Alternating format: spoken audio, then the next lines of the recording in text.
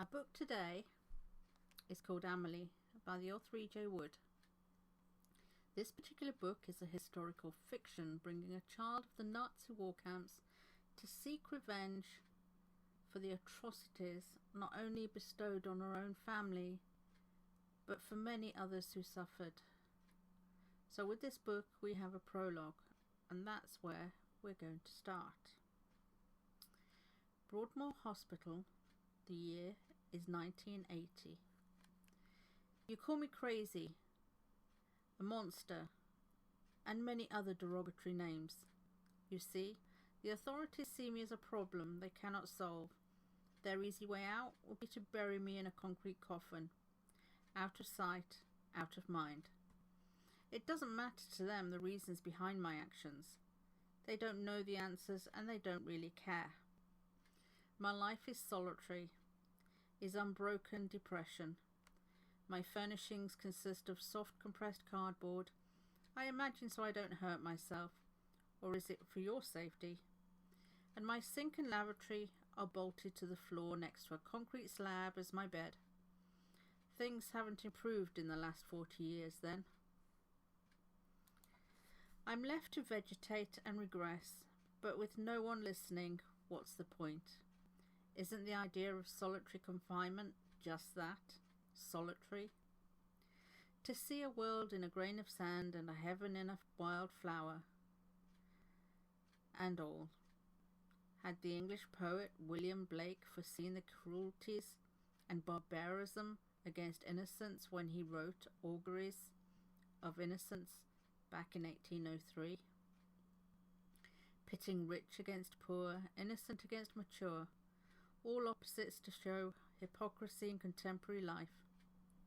Was he a genius or a madman? I'll let you decide.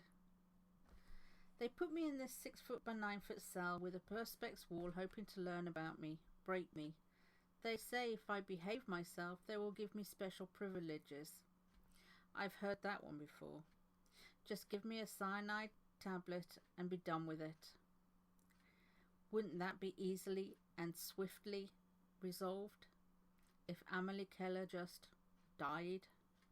Entertainment is rather bleak. Might I add, persuading an inmate to swallow her tongue was only light entertainment for what was it? 10 minutes? Of course, that was until they moved me here. A danger to society, they labelled me. She was doomed when she said, I don't know what your problem is, Keller, but I bet it's hard to pronounce. I thought it most courteous to say when the warden passed my perspex window that we're going to be one short on roll call today. Dr. Harlow didn't see the humour in it, dull bastard. My feelings towards Dr. Harlow grow increasingly with, I'm sure, a mutual hatred. And his lording over me sickens me as he tries to incompetently quantify me. Broadmoor Hospital is for the criminally insane and those whose sanity is being evaluated. The General Administrator, Dr. Walter Harlow, is as pompous as they come and an incompetent director for the sanatorium that he has been assigned. His petty punishments don't go unnoticed, and his growing jealousy of my willingness to share information with law enforcement rather infuriates him. But it gives me great pleasure. His mediocrity and self-importance make my skin crawl. I laughed out loud when I saw him on the 4 o'clock news boasting about new evidence, now that he has a name, Handsome Tiling, in a cold case for which he so desperately wants credit for solving. That should keep him occupied for a while, but giving him the name gave me what I wanted, and that was access to the prison library so I can occupy myself with good quality literature. Speaking of that big bold fuck, here he comes now. Keller, Dr. Harlow states while standing in front of me. Any rational society would let me die, I answered. Why would we do that? You're our most prized asset. Besides, you know capital punishment was outlawed back in '69. Do what you will, this world is a fiction and made up of contradiction. Excuse me? Harlow asked. William Blake. Who? Harlow croaked. One of England's greatest poets of all time. I don't really have all the crayons to explain it to you. He looked at me with that vacant look, like the lights were on, but no one was at home. We live to die, we wage war to achieve peace. This world is a paradox. Oh, Amalie, cheer up. You're so confined in your delusional thinking that you really cannot see just how monstrous you are. You have no idea. You still think you're going to be sipping martinis on some beach. I don't think so.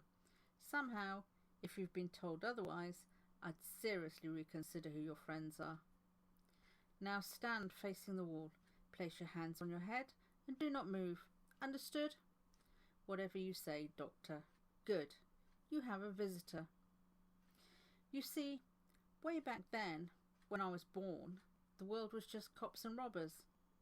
Then it happened, and the world was never the same again. And neither was I. Chapter 1. Never Forget.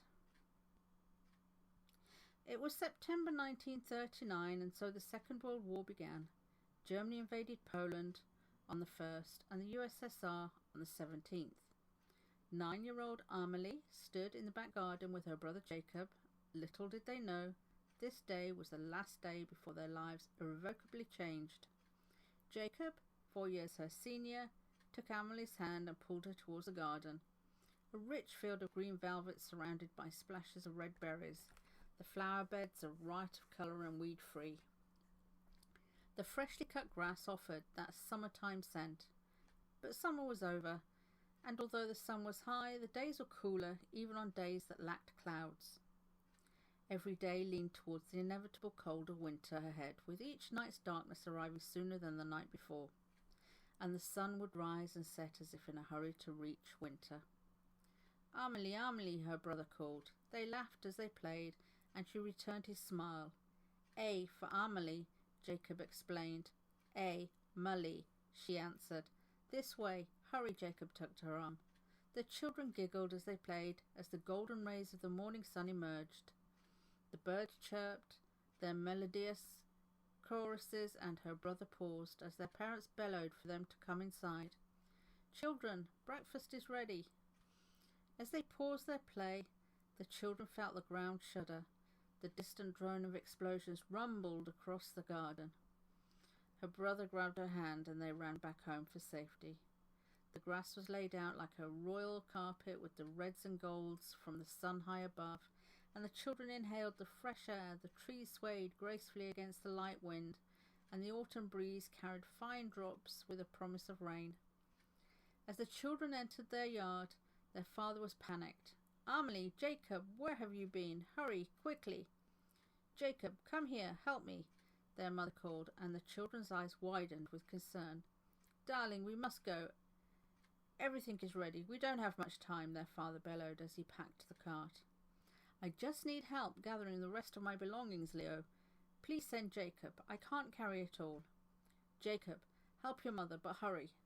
Amalie climbed into the wagon as the Keller family prepared to leave everything behind, and Jacob ran upstairs to gather the rest of their belongings. As the wagon headed west, Amalie thought about the conversation she and her brother Jacob had heard. They overheard their parents discussing the rise of Nazism and the possibility of evacuation. Of course, at the time, they didn't understand. Germany quickly became transformed into a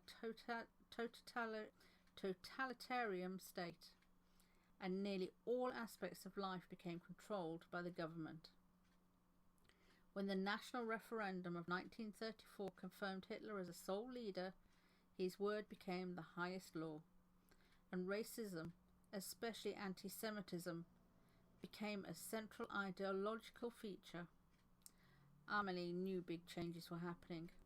Her father was home more, their food rations were much smaller, and their mother cried almost every day. Education suffered, their school was damaged by bombing, and the next nearest school had been requisitioned by the government. Young male teachers were called to fight the war, and the students were asked to help raise money for knitting comforters for the troops. talent her mother had passed on to her. Adolf Hitler had been a name frequently mentioned, and as his party rose in popularity, the hatred for the Jewish people increased, blaming them for the problems of Germany. Although Amalie's father was British-born, her mother was Jewish, and as the hatred grew with the country's poor economic crisis, the family were forced to leave their home and everything they had come to love. "We're moving away so we will be safe. The fighting won't be near us," Leo whispered to the children. Amalie's mother stroked the girl's hair. "Don't worry, darling. It's just an adventure," she said. "Don't be afraid." The journey to Belgium was long and tiresome. As the Kellers travelled through the sylvan areas, the wind howled and blew a bitter chill. The leaves danced among the white blanket of velvet snow beneath them, and the smell of woodland decomposition and tall silhouettes offered no reassurance that the Kellers were doing the right thing. Fleeing their home for a haven in a non-Nazi controlled part of Europe. As eyes all around watched them travel, it was obvious they were just as vulnerable here as when they were at home. And an unnerving presence of evil lurked, as if the devil himself was waiting for the Kellers to make a mistake before he made his move and they became prey to the forest. Living as refugees in Belgium, their father smiled more. Her mother stopped crying, and Jacob and Amalie went back to school. She learned the language, made new friends, they had a new home, and life was great. "Amalie," Jacob smiled and attracted Amalie's attention while she bathed in a tin bath from the water they had heated from the large copper near the fire. Bath days was once a week, and it was this day their mother also baked fresh bread. At this point, the SS were exterminating their friends, those they left behind. People who couldn't leave with them were presumed murdered. The Germans weren't far away when their father ordered them to leave. As nighttime fell, their stomachs rumbled. Father and Jacob went looking for food. The forest, once plentiful of game, is now quiet. The winter has moved all the animals away, so they return empty-handed. Their mother prepared some vegetables she salvaged from home, but their portions were small, and Amalie noticed that her mother went without. "We can't continue like this, Leo," Ava whispered to her husband, hugging him close to her chest. "I know." On the 10th of May 1940, the Nazis invaded Belgium. New laws and regulations were introduced. First came the soldiers, and then came the men in black, the SS. There were loudspeakers with speeches declaring loud and clear what they wanted. Amalie wasn't allowed outside. They couldn't go out, watch a movie, or see friends. Her father lost his job, and they had to change schools again. The Kellers missed their old home. Here they had an outside lavatory and no bathroom to wash in. The daughter shared a bed with her brother next to their parents, and their food once again had been rationed. What food Leo could barter for, such as meat, butter, eggs and cheese, were less bountiful, and their mother tried harder to grow their own vegetables. The air had a cold, malevolent tone to it. The wind howled, and explosions offered a never-ending moan. As the night fell, a dense fog rolled. Lights flickered from across the field, holding them in fear. They clung to each other tightly, and quivering, waiting for the bullets to slaughter them like sheep. The hairs on Amalie's neck rose like pins with the terror of it all. Amalie, her brother, took her hand and squeezed it, gently offering comfort. Terror had sucked every breath from her mouth, and she was unable to answer. "It's a tank. It's the Russians." "Under the table," her father shouted. "Everybody out," the soldier demanded. "Are you Roma?" "No," Leo answered, hugging his wife tightly and signalling the children to be quiet. "Are you Jews?" the soldier asked. "Yes," Ava proudly answered. "Ava, no." Leo grabbed her tightly. "It's okay. They're not here for us, are you?" She looked over. "The children can stay in the house. We just want supplies." The soldier nodded and smiled. The Keller parents stood to the side, and Amalie cried out to her mother, "Mother!" and Jacob yelled to father, "Papa!" as the Luftwaffe unleashed its reign of terror. The Russians retaliated. and the Kellers ran for cover. "Mama!" Amalie screamed, as Leo and Ava ran for cover. The world around them felt like hell on earth. The Luftwaffe flew low and unleashed their hail of death on the unsuspecting Soviets. A fire broke out and clouds of smoke surrounded the Kellers, suffocating them.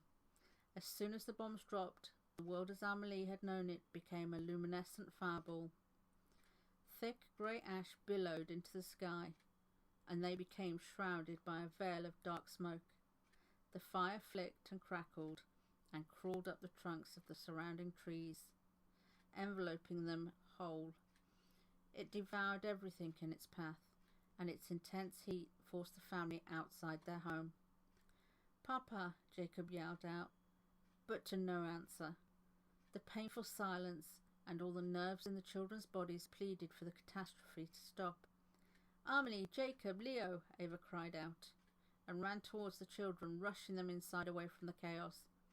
Her voice quivered in overwhelming fear as she searched for her husband. Leo stormed open the door, shoving it closed behind him, and the Luftwaffe disappeared from view. He could feel death swallowing him whole, and he raised a finger to his lips to silence the other members so he could listen for the aircraft to encircle. And that is the end of chapter 1. And if you wish to continue this book, you'll find all the links where you can find it in the description below. And in the next few days, hopefully, we will have a chapter of another book. So thank you very much for listening. I hope you enjoyed this. If you did, please like, subscribe, follow, whatever my channel. And I'll see you soon. Thank you and goodbye.